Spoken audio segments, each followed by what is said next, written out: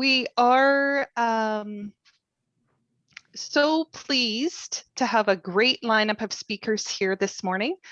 My name is Mary Lee Pryor. I am the past president of the Economic Developers Alberta, and I'd like to welcome everybody to our Infrastructure Transportation Ministry meetup this morning.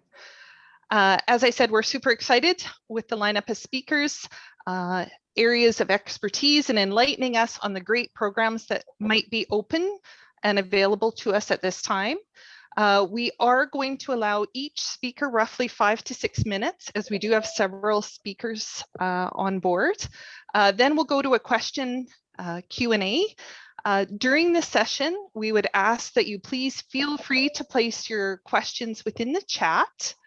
And Nancy will be able to see your questions and will assist us when we get to the Q&A. To the speakers, if you have any links on the programming that you're offering and you would like to share them to the whole group, I would ask that you email them directly to Leanne or Nancy, and we will share them out through email to the group after today's session. I would like to thank you at this time for AUMA for partnering and sponsoring on these ministry meetups. And I would like to invite Barry Morishita, president of AUMA, to say a few words on behalf of AUMA. Welcome, Barry. Thank you very much. Barry Morishita, I'm the president of the Alberta Urban Municipalities Association. AUMA represents summer villages, towns, cities, and specialized municipalities in Alberta, where 85% of Albertans live. Now, we advocate for Alberta's municipalities to the provincial and federal governments, always keeping in mind the needs of our business and community associations and our other stakeholders. Now, before I go on any further, I just want to express AUMA's deep appreciation for all of those Albertans who helped keep us safe and well, help keep our communities and businesses going over the past 15 months. We appreciate all of those of you who followed the public health restrictions and endured the on-again, off-again business closures, got vaccinated when you could, and did their best to navigate this pandemic to the benefit of all of us. I want to thank Albertans for their collective effort. The end is in sight. Now, AUMA really values its relationship with the Economic Developers Association of Alberta, an organization that is very important to our municipalities. We know that economic prosperity and diversity are vital to the long-term success of our member communities, and we're eager to help them achieve it. For those of you who are familiar with AUMA, you'll know we have long advocated for stable, predictable funding for municipalities from other orders of government. And this extends to federal and provincial government funding for infrastructure like roads and bridges, public transit, and affordable housing. Now, we were very encouraged by the investments made in 2020 through programs such as the Municipal Stimulus Program and the increased funding for the Strategic Transportation Infrastructure Program and the Alberta Water and Wastewater Partnership Program. This spring, our members passed a resolution at our Municipal Leaders Caucus to continue working with the provincial government on the Local Government Fiscal Framework, or the LGFF allocation formula. Ultimately, we want to achieve a solution that works for our members and for the province as a whole. We've also passed a resolution calling on the provincial government to support permanent public transit funding. Through this resolution, our members are looking for support that will help them increase the lifespan of their infrastructure and reduce emissions. We applaud the June 2nd announcement made by the governments of Canada and Alberta to spend nearly $32 million to complete crucial repairs and upgrades to seniors and family housing throughout the province.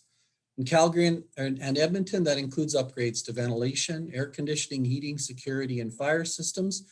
And in communities such as Fort Chipewyan, Hinton, Okotoks, Old, Spruce Grove, and Wetaskiwin, seniors and family housing will receive nursing call systems, roofing, and accessibility upgrades. I really look forward to today's lively and constructive discussion. And I encourage everyone to approach our discussion as an opportunity to exchange ideas, collaborate, and build success. I know all of us want Albertans to succeed and thrive as we transition our society and economy from the past 15 months of uncertainty to the bright future that comes next. And thank you again, EDA, for hosting these ministry meetups. Thank you very much, Barry. I am now pleased to invite our first special guest. I will ask Honorable Prasad Panda, Minister of Infrastructure, to introduce yourself, give a brief description of your programs and services for us. Welcome. Thank you, Mary. Can you hear me all right? Yes, we can.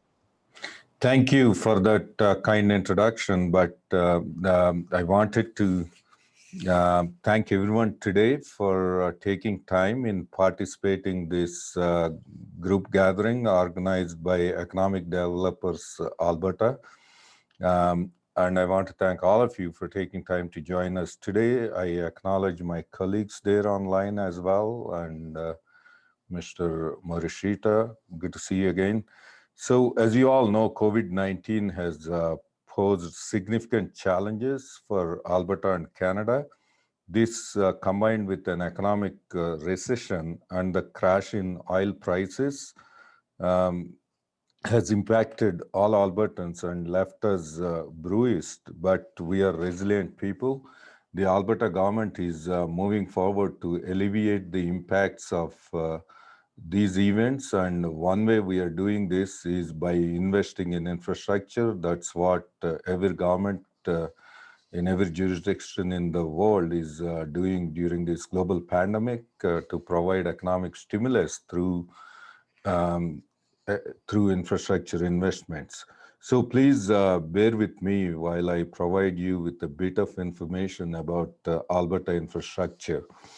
My ministry designs, builds, manages, and maintains government-owned and operated facilities and collaborates with other ministries to ensure that school and hospital infrastructure projects meet the needs of Alberta's population in every corner of the province.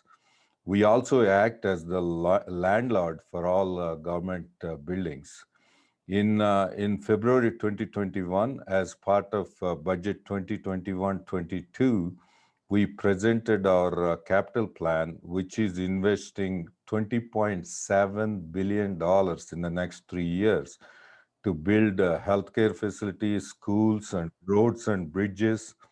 And it is anticipated to create 50,000 jobs, direct jobs, and 40,000 indirect jobs. So in total, 90,000 jobs in the communities in Alberta.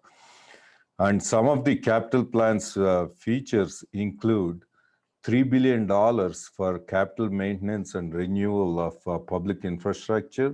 In fact, Minister McIver and myself, we accelerated $1 billion last year on these capital maintenance and infrastructure projects.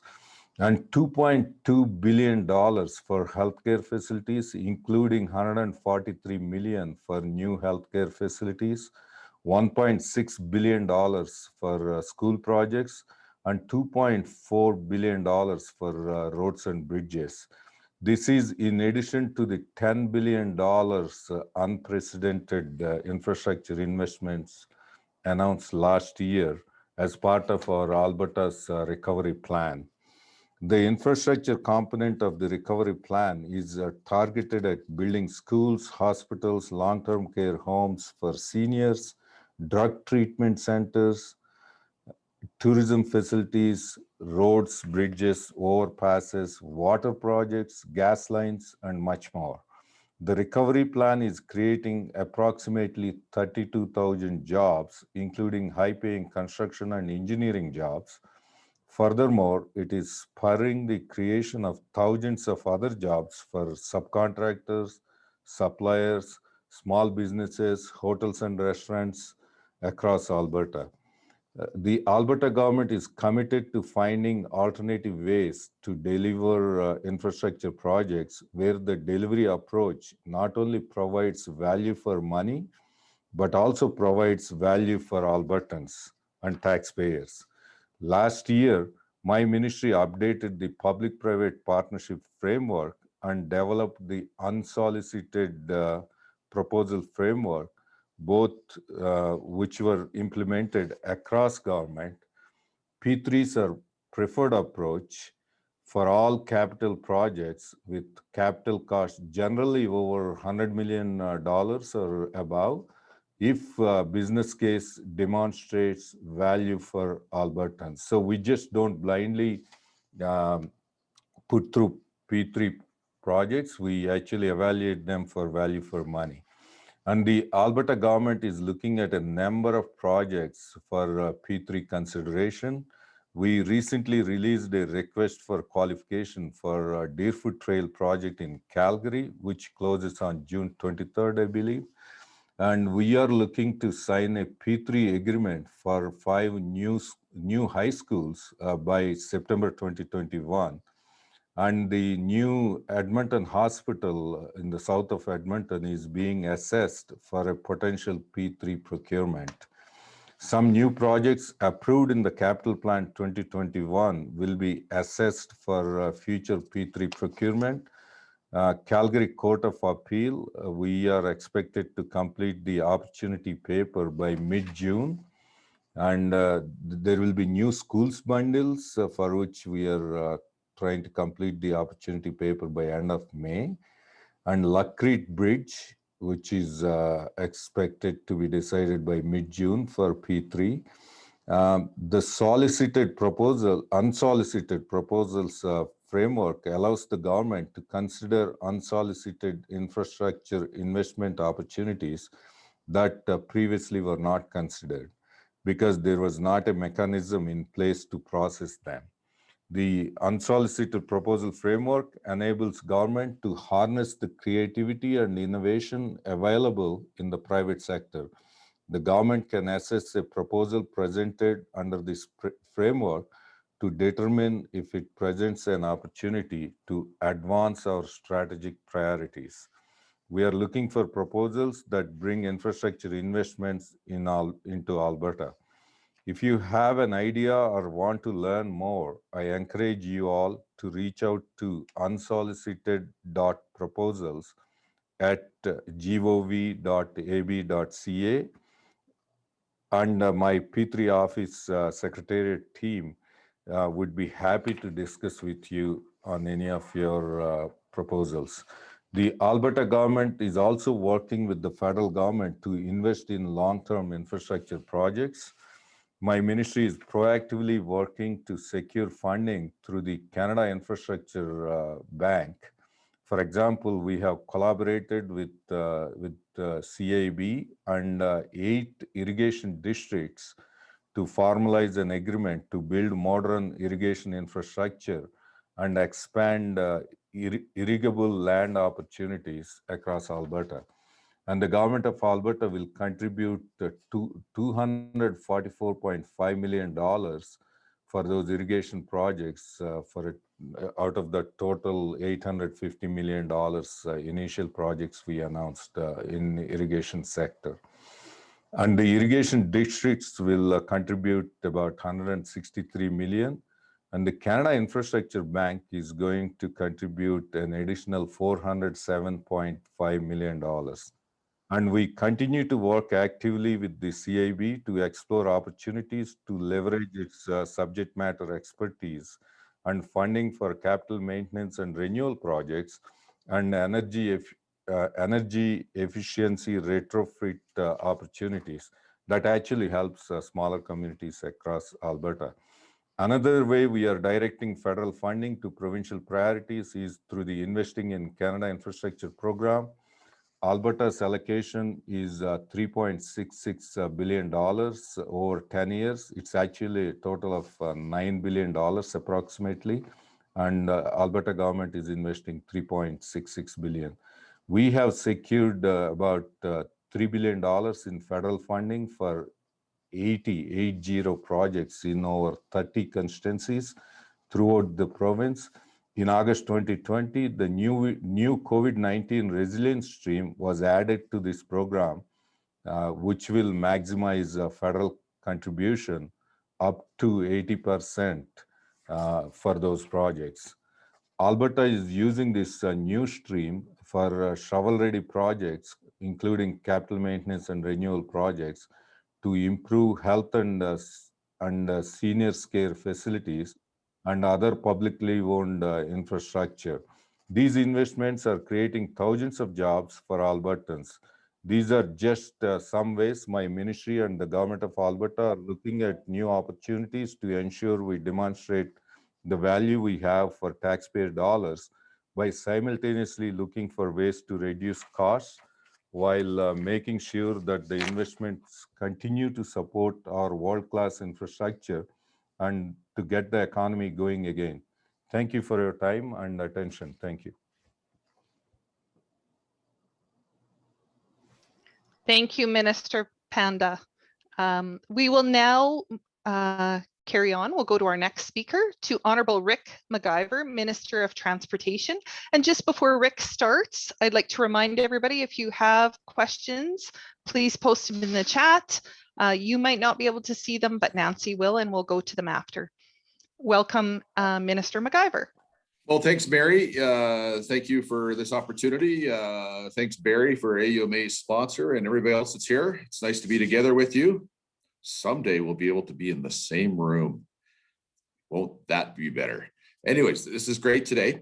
So I'm going to jump right in because I know, like you said, there's lots of speakers. So in 2014, Alberta launched the first connected vehicle test bed, which now features more than 70 roadside units that provide real-time information along 3 congested corridors in Alberta, including a rural freeway, an urban expressway, and an urban arterial road.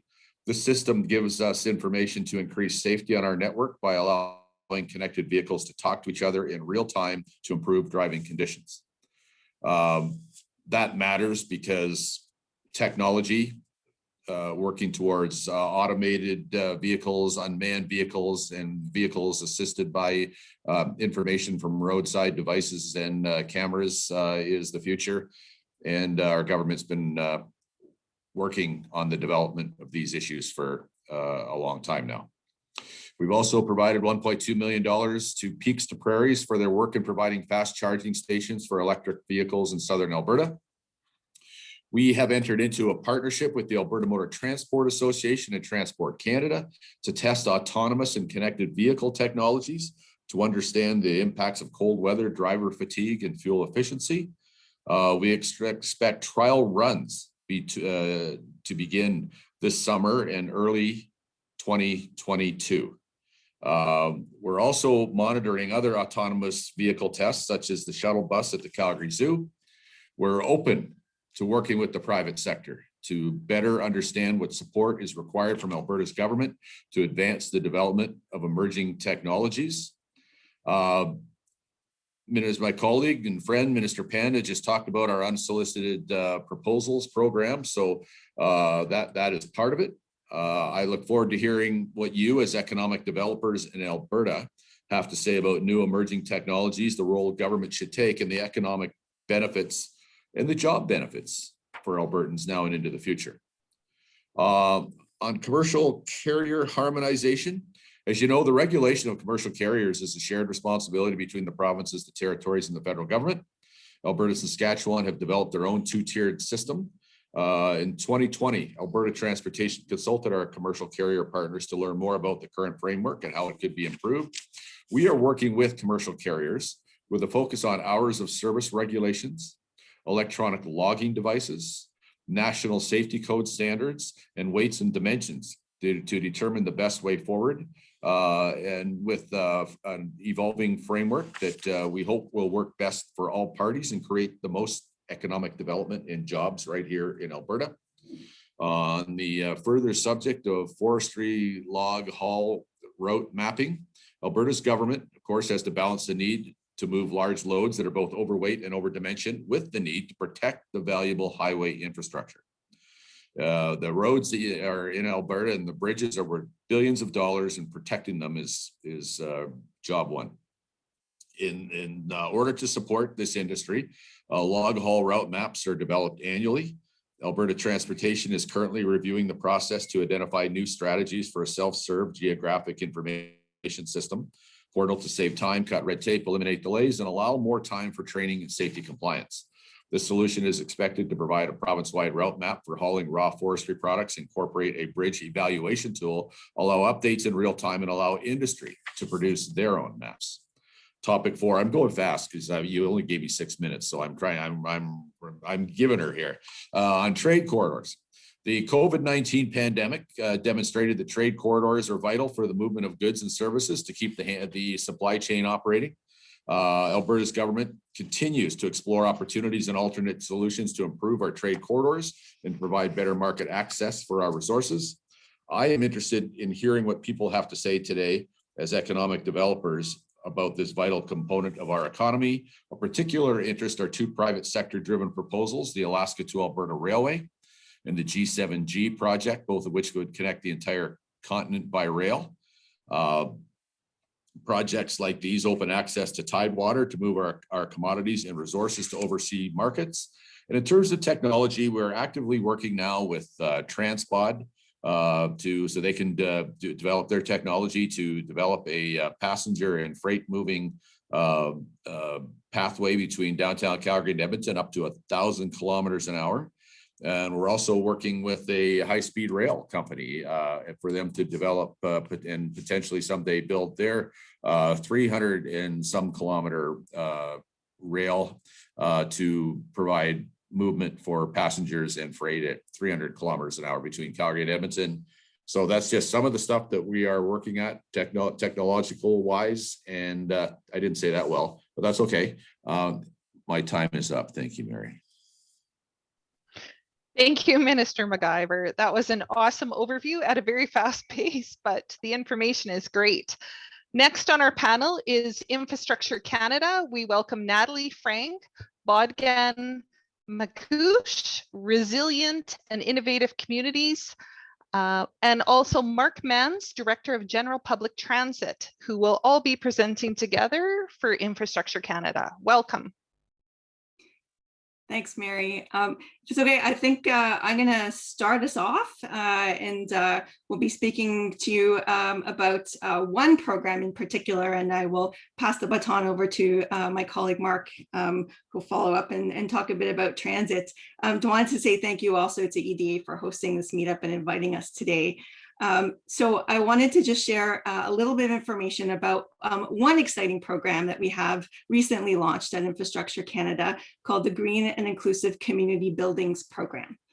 And this program was first signaled a few months ago, back in December, as part of the government's Strengthened Climate Plan, and was actually just launched in April. It is a $1.5 billion program. And when we talk about green and inclusive community buildings, so I wanted to share a little bit about those terms. So when we say green, it's a program that is designed to fund retrofits and new construction of buildings that support green objectives. So for retrofits, we're looking at investments for buildings that improve energy efficiency, that reduce greenhouse gas emissions, and for new construction, in particular, investments for new community buildings that will advance our net zero objectives. So net zero ready or net zero designs for buildings. Secondly, when we say inclusive, we're looking at buildings that are in locations that serve underrepresented or underserved areas and populations. And we're looking at facilities in particular and the types of renovations and types of construction that is going to meet the needs of underserved communities and those that don't necessarily have as good access to infrastructure and community services. And through all of this, the third key element, and this will be important for this group, of course, all of these investments are intended to support local economic growth and jobs. And so it's a fairly short program, actually, in infrastructure terms. It's only over a 5-year window. It's already launched, as I mentioned, and is already accepting applications. And we're looking for projects that will run through till March 2026. So a 5-year window. And in that $1.5 billion, there is also a portion of funding. We've announced it as a minimum of 10%, so $150 million, that is specifically dedicated to projects that will serve Indigenous communities and Indigenous projects. For the types of buildings and the types of recipients that will be eligible to access this funding, it is a program that is designed for municipalities in particular, so public infrastructure, so municipal infrastructure, provincial in some cases infrastructure that provide community services, as well as not-for-profit entities can also access the funds. So it's largely for public and nonprofit applicants, but certainly in the investments and in the unfolding of the projects, we're expecting a lot of partnership with the construction sector, and that's part of what will support the local economic activity in this program.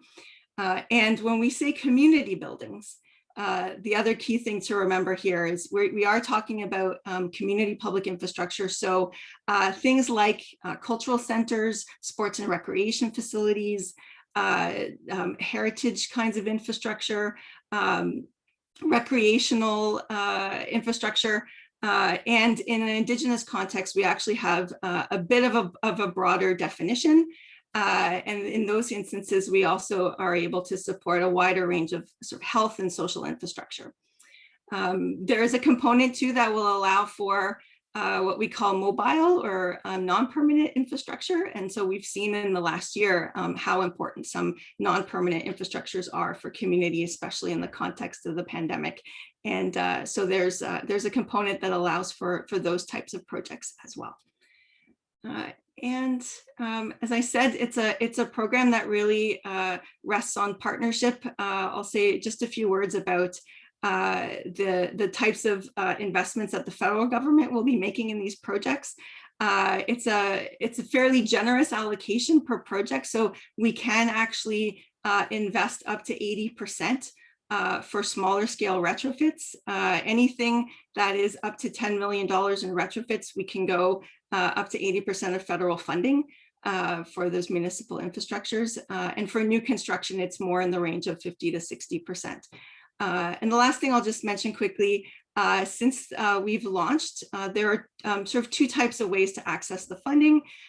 We have a rolling intake that allows for us to receive applications on an ongoing basis, to review and make funding decisions on an ongoing basis for any retrofit projects up to $3 million. So about $100,000 to $3 million. And then for larger scale retrofits, so those would be the over $3 million mark, as well as for new construction, up to $25 million worth of what people would be seeking in federal funding. For those, we have a timed intake, a competitive timed intake. The first one is open now and is closing on July 6th as our first deadline. And we're expecting that there'll be news following about another round soon to come. And I'll perhaps leave it at that. And myself and Bodgan are here to answer any questions, and we can share the online links following this meeting. Thanks again. I'll pass it over to Mark. Did I miss anything, Bodgan? Good. I'll pass it over to Mark to talk to you about transit. Hi there. I'm Mark Matz. I'm the Director General for Public Transit with Infrastructure Canada. I'm cognizant of the time, so I'll try and just hit some highlights here. I'm really here to talk to you about a couple of forthcoming programs that'll be on the market, if you like, pretty shortly. The Infrastructure Canada has worked with provinces and municipalities for a long time to deliver public transit.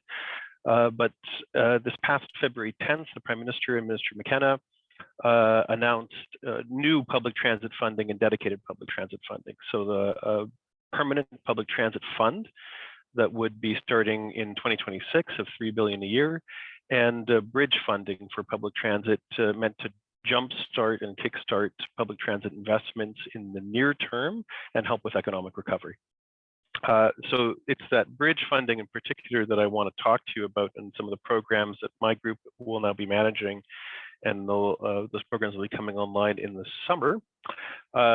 The first of the programs that I want to mention to you is what will be called the Zero Emission Transit Fund. So that will be a program to help municipalities and schools purchase and deploy zero emission buses, so zero emission transit. So I often get a question, what does that count as? That's buses that have zero emissions at the tailpipe. Generally, it's battery electric or hydrogen, although it is at this point technology neutral around just having no emissions at the tailpipe. And the program is $2.75 billion over the next 5 years, and will be supporting municipalities and schools transitioning to that new technology. And it really encapsulates the full range of things that can be used in a deployment. So the actual procurement and purchase of the rolling stocks, of the buses, the vehicles. There is a planning stream for those who need to be planning their deployment. It can cover associated infrastructure such as charging infrastructure, housing of the rolling stock, and so on. So that program we're intending to launch over the summer. I see on the agenda is the CIB, and they will hopefully also talk about a credit facility and initiative that they've developed. We have developed our program in tandem with the CIB. So what this means is, for the first time in a kind of coordinated, concerted way with infrastructure programming, potential applicants will be able to benefit from both the loan facility that the CIB is offering, as well as a contribution from the federal government. And those two will work together and will stack with each other. So we're very excited about that. We think it provides some real incentive for municipalities and communities to explore and deploy the new technology. And ultimately will offer them some pretty impressive cost savings, we think, down the road. So that's the first program, the Zero Emission Transit Fund. I should also mention that in that fund, the potential applicants include municipality schools, and it's meant to be a direct application program. It can also include provinces applying on behalf of an organization within their province. The next program that I want to talk about quickly is the Active Transportation Fund. So again, that's part of this bridge programming we're intending to launch over the summer, and that will be to expand and enhance active transportation networks in communities within Canada. So what we're talking about there are things like biking lanes, biking paths, hiking, walking paths, walking bridges, and so on, things that involve active transportation in a community. For that program, we're looking at $400 million over the next 5 years. Applicants could be provinces, municipalities, Indigenous groups. So, and we are looking to have a 10% Indigenous set aside for that stream. We are hoping to launch our applications over the summer. They could be multi-year applications. So we're looking for a wide range of projects running across the country, from both municipal and rural locations, trying to get a good balance of applications. We're not favoring one or the other. One of the goals, though, of that program, we hope, is to encourage both active lifestyles, but also provide commuting links for folks. So we will be looking for projects that help link in active transportation networks to broader active transportation networks within municipalities, or to other forms of public transit, to make it more attractive for people to commute using those modes of transport. So I realize that I don't want to take tons and tons of time. I guess I'll flag that there are other things coming out of that public transit announcement. So there was a Rural Transit Solutions Fund, which was also announced, focusing on transit opportunities for rural communities. We can pick that up maybe in the Q&A. It's not one that I'm managing, but I'm happy to redirect any questions or answer anything that I can. There will be consultations going on for that permanent fund. So that $3 billion annually coming in 2026. That will launch after public consultation. So there'll be consultation with municipalities and provinces and other stakeholders to get their sense of how they would like to see that fund roll out. And what is the name for the Active Transit program? It's just the Active Transportation Fund. That's what we'll be calling it. And so with that, I'll wrap up, and I look forward to your questions. Thank you. I want to thank Natalie, Bodgan, and Mark for a great presentation. And Mark did allude to the Canadian Infrastructure Bank, and we do have next Jodie Parmar, Senior Director, Project Development, Western Canada. Welcome, Jodie. Thank you, Mary Lee. Grateful to the EDA for this opportunity, and honored to be sharing the stage with Ministers Panda, McIver, and my colleagues from the broader federal family. I'm based in Calgary, and as Mary Lee indicated, I am the Senior Director of Project Development for Western Canada, so that encompasses BC, Alberta, and Saskatchewan. That's how Western Canada is defined at the bank currently.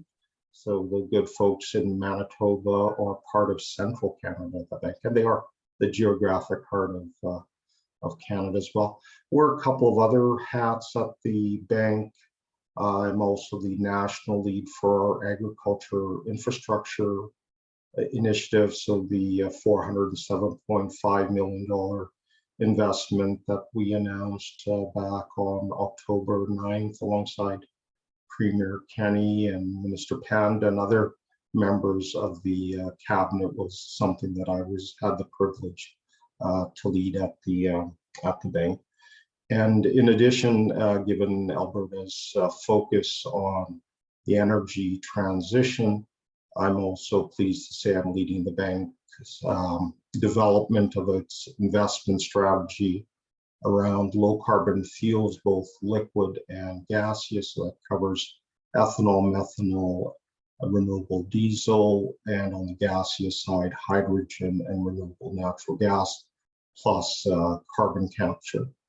And I'll ask Leanne subsequent to the meeting to circulate my email, and you may reach out to have a deeper discussion with me subsequently. I've had both of my Pfizer shots. Friday marked my 2-week anniversary, so looking forward to start traveling as restrictions are lifted here in Alberta and elsewhere throughout Western Canada. So the CIB is a federal crown corporation that's came into existence approximately 4 years ago. We were allocated $35 billion by Parliament to invest. And so I'm just going to pause and provide some explanations as I go on. So we invest. So unlike some of my federal colleagues, we do not provide grants. We either lend senior debt or subordinated debt, or we invest preferred equity or common equity or hybrids thereof in infrastructure projects in the public interest. So the nuance there is that those projects can be publicly owned or they can be privately owned as long as they're serving a public interest. And what do we mean by a public interest? One is it's defined across various investment sectors: public transit, clean power, green infrastructure, broadband, and trade and transport. The other aspect of public interest is that there has to be an impact, an incremental direct public benefit from our investment. That can be a reduction in greenhouse gases. It can be a value add to the Canadian economy, but we are looking to have an impact from the infrastructure projects that we invest in. Otherwise, we'd be investing in bridges to nowhere, and that is not the intent of the bank. So the other, and then we sort of refer to these as guardrails. Our legislation requires us to invest in infrastructure projects that are revenue generating. So that can be user tolls, or it can be savings. So Mark talked earlier about zero emission buses, and our offering there is that we use the savings from the investments in zero emission buses, the operational savings, to repay our investment. So we're not asking the municipality or the transit authority to dip into their pocket into the either the subsidy that's being provided or from the municipality or the fare box to repay the investment that we're making. And we can be, we're being creative around revenue generation, but there has to be revenue generation associated with the project. The other is that there has to be private capital in the project. So we can't do a deal directly with the government of Alberta, as an example, where they're putting in 50 cents and we're putting in 50 cents on the dollar. There has to be some private capital. And the example for investment here in Alberta is the investment in Southern Alberta Irrigation, a $815 million project from a capital expenditure perspective. There was 20% of equity from 8 of the 13 irrigation districts, a 30% grant from the government of Alberta, and a 50% investment by the CIB. And those private sector investors can be irrigation districts, they can be construction companies, other strategic investors, or they can be institutional investors such as pension funds. And the example here in Alberta would be AIMCO. And the other guardrail that we have is that the project has to be in Canada or partly in Canada. So they're the example that I would use. And once our corporate plan is confirmed, that guardrail allows us to invest in a blue hydrogen export project to the Indo-Pacific, such as Japan or South Korea, or to green hydrogen from Newfoundland, as an example, to Europe. Our investments we are looking to invest approximately $100 million. And because we have this requirement to crowd in private capital, that usually means that the minimum project size is in the range of $200 million. Now, we do have exceptions. Our zero emission buses initiative has a much lower threshold. Our retrofits, both for the public sector and for the commercial sectors, have lower thresholds as well. For example, in our commercial retrofits initiative, we're looking to invest a minimum of $25 million into an approximately $32 million CapEx project. So how is the bank different from other lenders? We're prepared to take revenue risks that the chartered banks, the ATB, insurance companies are unwilling to take as lenders.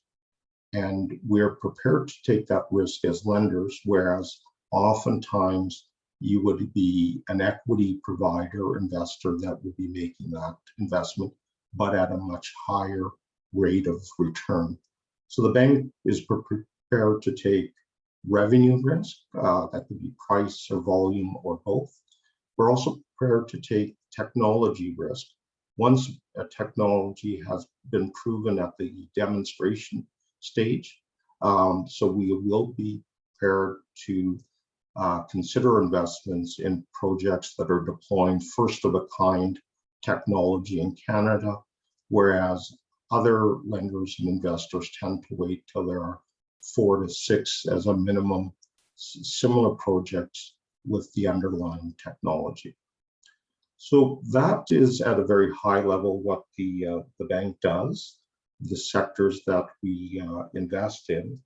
And I guess ultimately what I would say is that the bank requires a willing dance partner, because we are investors, we're not project sponsors, we are not a procurement entity.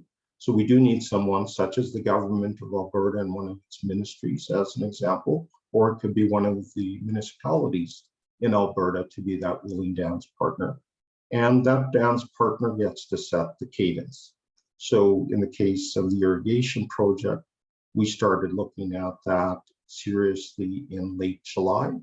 We made an announcement in regards to the MOU for that investment on October 9th.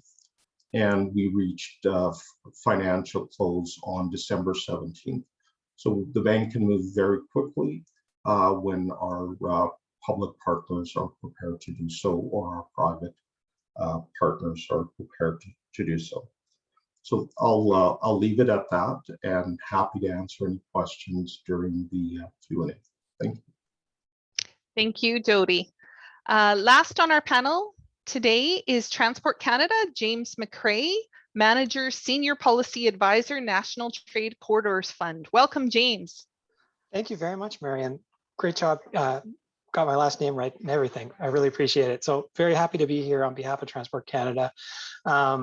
Working in the trade policy branch. One of my responsibilities is the outreach and engagement with potential applicants to the National Trade Corridors Fund.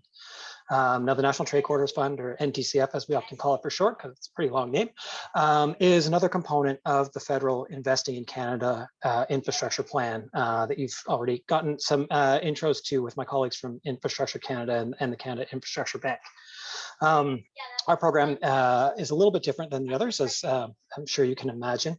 The objective of the program is to strengthen the efficiency and resilience of the transportation system to support trade, and also to invest in projects that address critical and urgent transportation needs in Arctic and northern regions.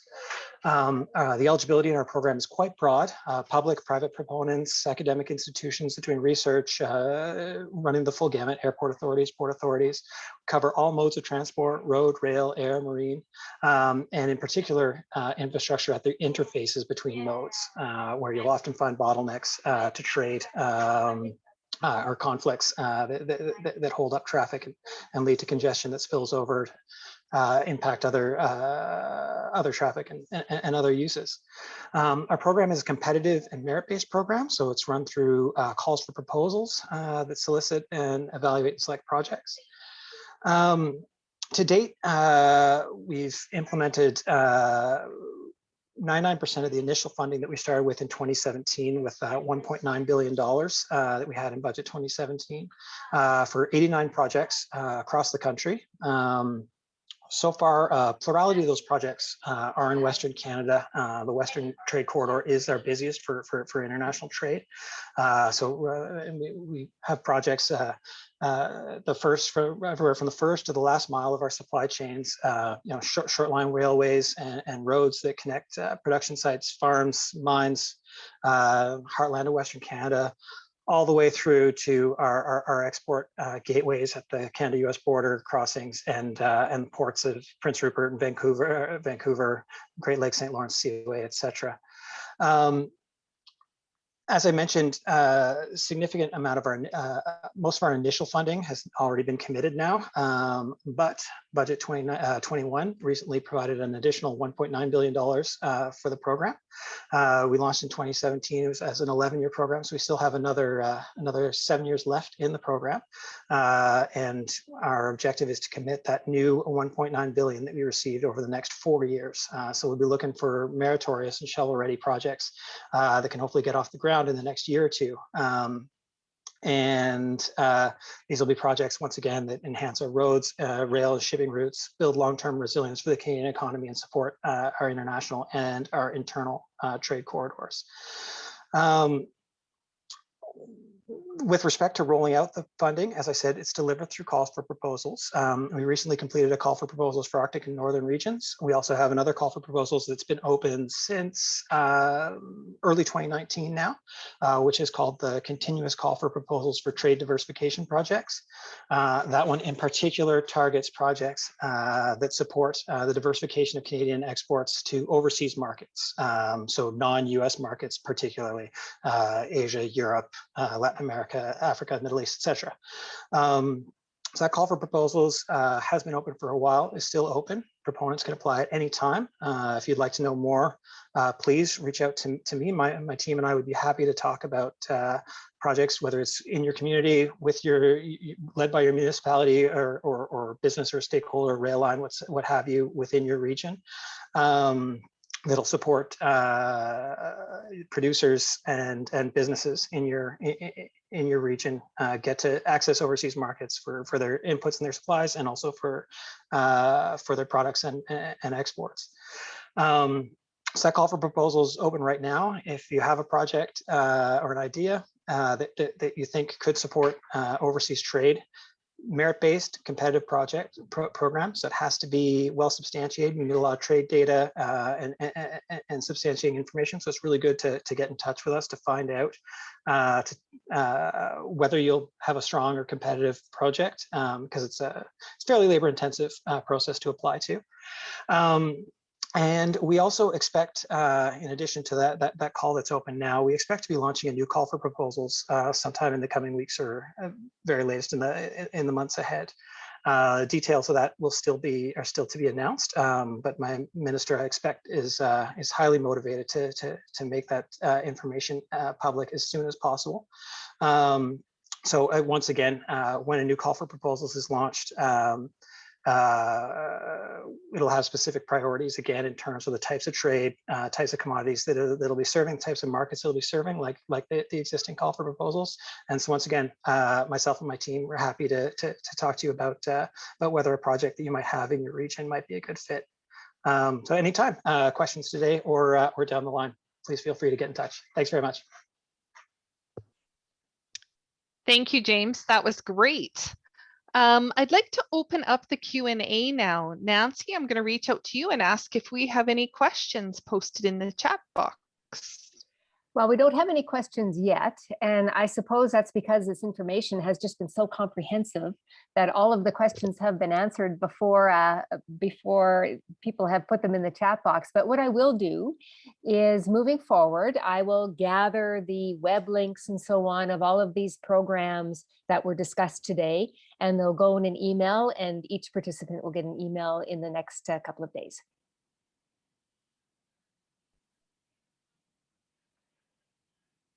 Oh, it looks That like sounds great. Oh, Mary Lee. Oh, there you are. Sorry, you froze up a little bit. All right. Well, if there's no questions, I'll get. Oh, sorry. Can you hear me now? Yeah, if there's no questions, I would like to thank you to all of our guest speakers, and particularly a special thanks to our two ministers who are on the line today and presented for our Infrastructure and Transportation Ministry Meetup. Great presentations. And I want to remind everybody that our next meetup is on July 13th, and our topic is Municipal Intergovernmental Indigenous Relations. And the registration is open on our EDA website, so please take advantage of it. With that, I'll wish everybody a great day. And as we said, Nancy will be sending out links to all of our guests today. So thank you very much for joining us, and have a super day. Thank you. Thank you. Thank you. Thanks, everybody. Cheers. Thanks for having me. It was a pleasure. Thank you. Thanks, Mary Lee. Thank you, Natalie.